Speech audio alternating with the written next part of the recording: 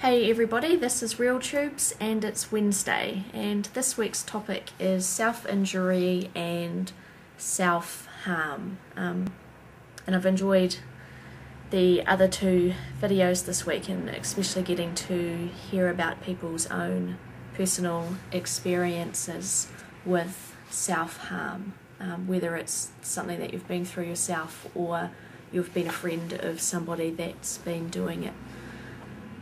For me, I've been on both sides. I spent years self-harming myself, and I've also been witness to it with a partner that used to self-harm also. Big topic, and a really emotional and hard one to talk about. If I look back in my life, I think that I first started self-harming through alcohol and prescription drugs. I didn't have a very good upbringing.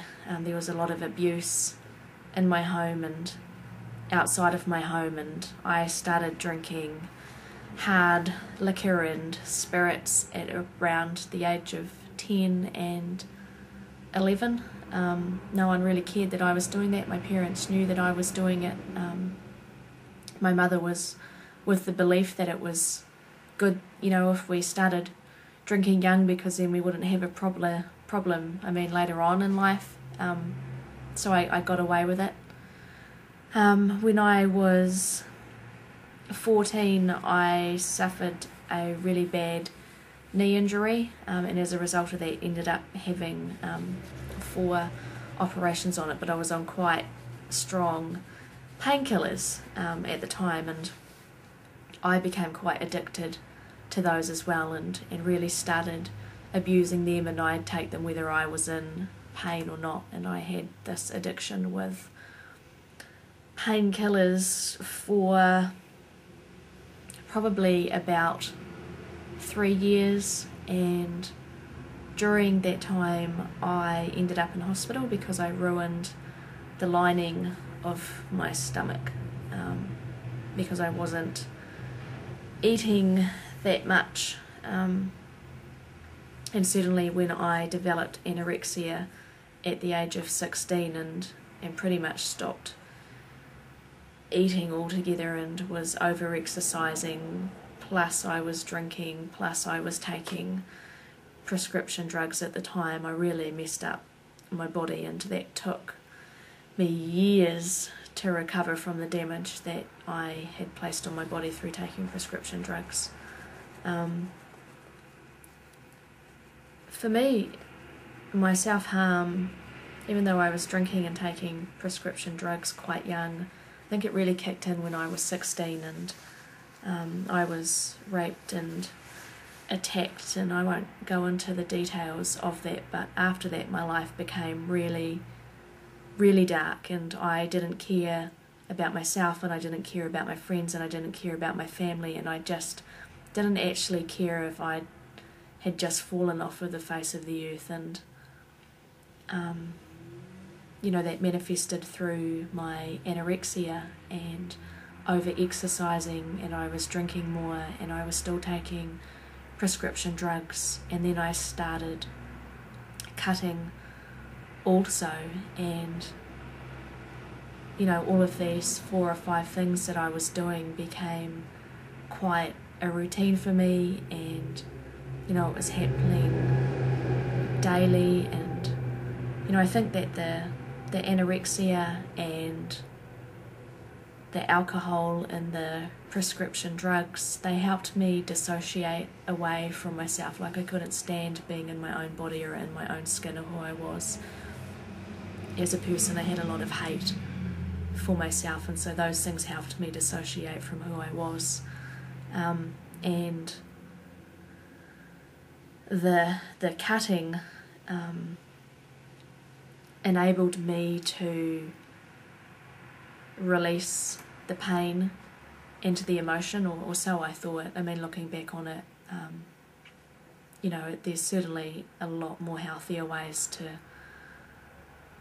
to release emotions than cutting or self-harming. But when I was in it, it definitely felt like a release, like I was holding on to so much pain and grief and sadness and anger and hate and rage and just so many emotions that physically cutting myself, it felt as though those emotions were releasing. But the problem with that is that you do it once and then you do it again and it becomes not one cut but two, and then it goes to 5 and then to 10 and then to 20 and then for me to 50, and it ended up, you know, rotating from my left arm to my right arm to my right leg to my left leg. I mean, it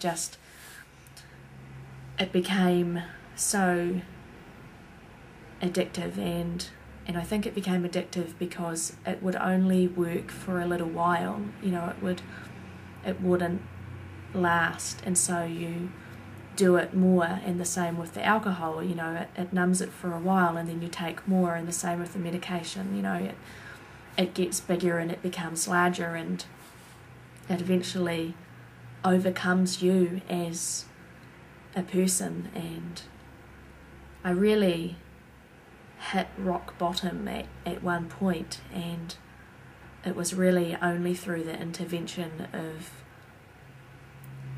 others when I was at that point of how I ended up coming through it and surviving, because back then, like I said, it was pretty dark and I just didn't care. Yeah. I'm thinking about self-harm in my life now, and you know, I haven't cut for years and I don't take prescription medication at all. I use, you know, natural and alternative methods now, and you know, I drink socially, but it's not a problem anymore. But I do still self-harm through my anorexia, which, you know, I'm working through and seeking help for, and that's becoming better. But it certainly is a trap that a lot of people fall into, and there's a lot of judgment and criticism around it. And you know, I used to hear that people thought that, you know, it was just me reaching out for attention and I was just attention seeking, and actually, you know, that couldn't be far further from the truth. I didn't actually want to bring attention to myself. I just wanted to isolate and dissociate and detach myself from the world, and for me it was just me trying to cope. It was me trying to survive. I didn't grow up learning the skills of how to share or show my emotions in a healthy manner, and it was just me trying to release my pain. And the other aspect of that was that I hated myself, and so I wanted to punish myself and I wanted to hurt myself because I didn't think that I was worthy. It's not something that I done publicly, it was something that I hid.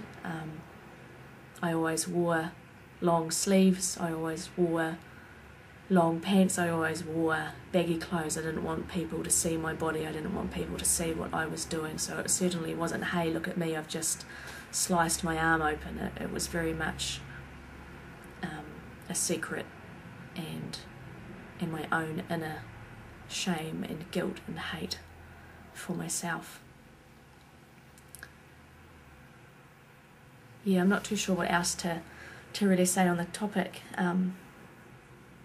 I would encourage anybody that's stuck in any of those patterns of self-harm to really reach out and to get help, and I certainly know how hard that can become, but there are healthier ways of managing your emotions and your feelings. The only thing that I can say, if anybody is going through this and if they wanted to talk to myself or any of the other girls, then by all means send us a message or a comment, and we can certainly respond to this topic and your questions if you have any.